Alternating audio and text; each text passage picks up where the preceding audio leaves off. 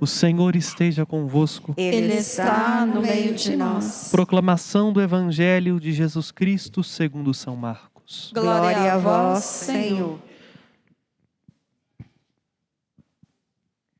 Naquele tempo, os apóstolos reuniram-se com Jesus e contaram tudo o que haviam feito e ensinado. Ele lhes disse: Vinde sozinhos para um lugar deserto e descansai um pouco. Havia de fato tanta gente chegando e saindo que não tinham tempo nem para comer.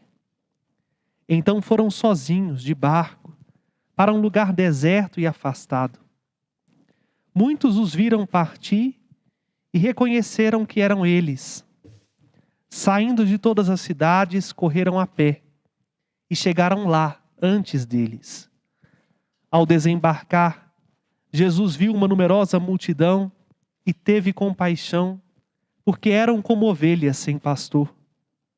Começou, pois, a ensinar-lhes muitas coisas. Palavra da salvação. Glória a vós, Senhor.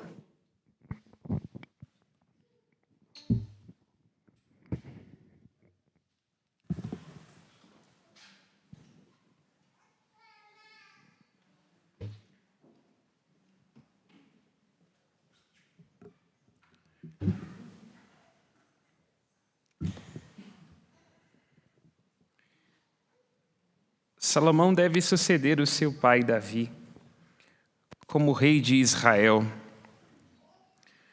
O rei de Israel recebe por empréstimo a função de ser pastor de um povo que não é seu. Assim como, em última instância, todos nós temos aquilo que temos por empréstimo.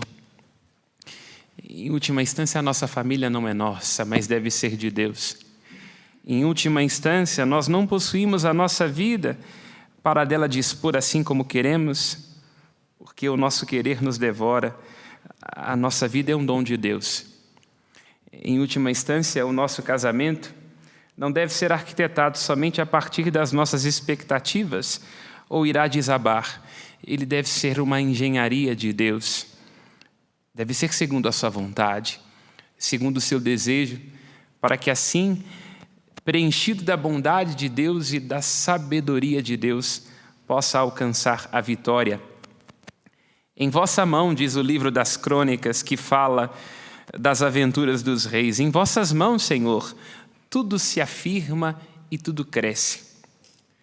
Portanto, todos nós, naquilo que fazemos, nos nossos empreendimentos e nos nossos sonhos, devemos começar com um reconhecimento profundo da nossa fraqueza, da nossa incapacidade e do nosso limite. Para rezarmos aquilo que diz o apóstolo Paulo, após constatar ter em si um espinho na carne que o virava do avesso. Como as nossas fraquezas não nos viram do avesso, ele escuta de Deus: Paulo, basta-te a minha graça. E assim diz o apóstolo Paulo: agora compreendi, é quando sou fraco, aí que sinto-me forte. É neste lugar da fraqueza, da pequenez e da meninice que se encontra Salomão.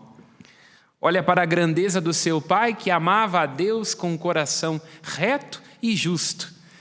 Olha para a grandeza do seu pai nas suas empreitadas militares.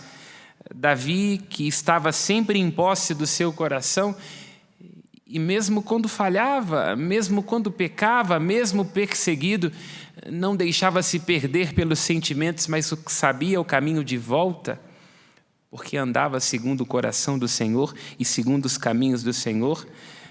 Davi reconhece a sua pequenez e a sua meninice, e tendo escutado do Senhor: pede aquilo que quiseres e eu te darei, pede o maior de todos os tesouros, a sabedoria.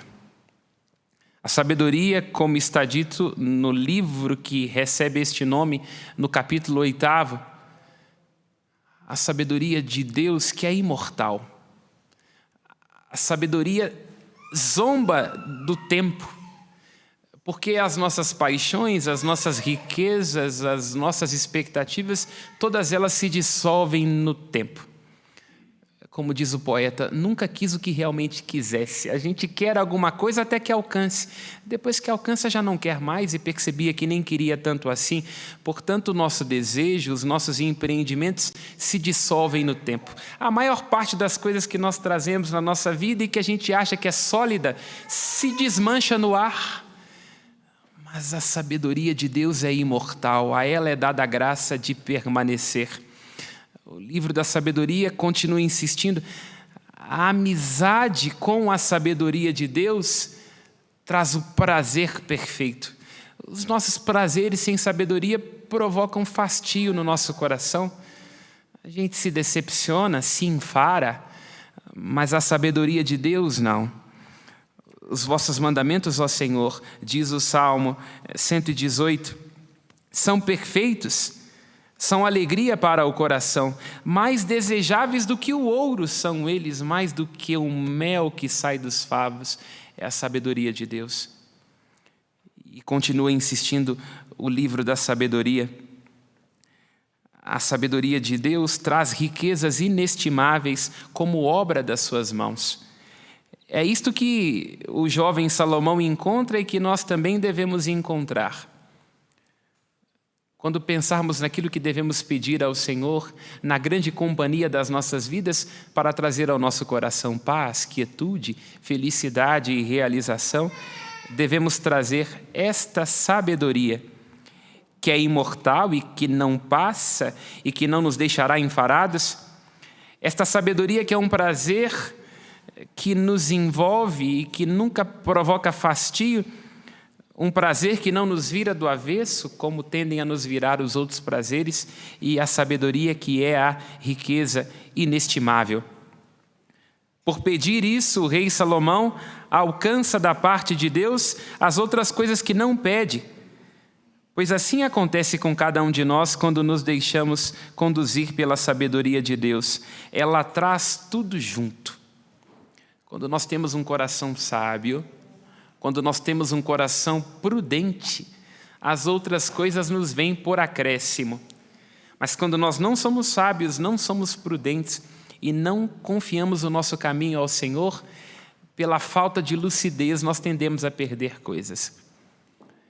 Se nós não confiamos os nossos caminhos ao Senhor, como diz a Escritura, o caminho do Senhor é plano e reto, porque é Deus mesmo quem prepara. O caminho do homem justo é o caminho do Senhor. Quando nós queremos caminhar pelos nossos próprios caminhos, nós terminamos tropeçando em nós mesmos, nos nossos egoísmos e nas nossas ilusões. Mas quando nós caminhamos pela sabedoria do Senhor e conservamos no nosso coração as suas palavras, nós não pecamos contra Ele, como diz o Salmo. E o pecado que significa não ter o coração habitado pela sabedoria, é mais do que alguma coisa da qual a gente deve temer, deve não fazer por medo de ir para o inferno. O pecado no hebraico é shet, é errar o alvo. Estava tentando acertar aquela coisa, mas acertei outra. Um coração que não é sábio e um coração que, portanto, peca é um coração que erra o alvo das coisas e perde a capacidade de acertar e de encontrar-se, inclusive. Porque se nós não temos a sabedoria habitando dentro do nosso coração, nós estamos sempre perdidos. E costumo dizer, quem perde a própria vida sofre muito para poder encontrar, porque vai buscar-se no lugar errado. Vai buscar-se nos bens, nas ilusões, vai buscar-se nas próprias carências que criam afetos imaginários e nos fazem prostituir o nosso amor próprio, buscando nos outros aquilo que nós mesmos podemos encontrar se estamos em Deus. Dá-nos um coração sábio, dá-me um coração sábio, pede o jovem Salomão, um coração que saiba praticar a justiça, um coração que saiba discernir. Quantas vezes nós temos embrólios na nossa vida porque não sabemos discernir? Quando alguém nos ofende, quando nos falta alguma coisa diante das dificuldades, a gente tem a mente obscurecida, perde a capacidade de ver, porque estamos julgando segundo os nossos sentimentos e as nossas certezas. Um coração sábio está diante da luz, sabe discernir sobre si, sobre os outros e sobre as circunstâncias.